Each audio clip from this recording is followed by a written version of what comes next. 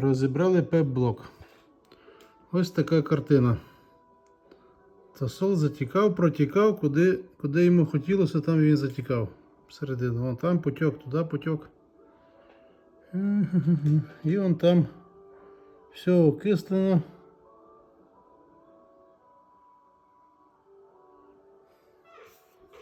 Ось так виглядає кришечка з процесором, чи з чим там.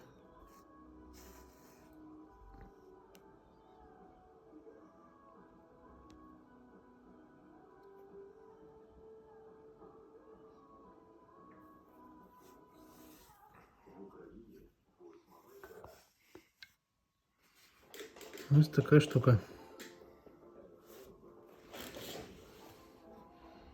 Одна плата, друга плата, третя.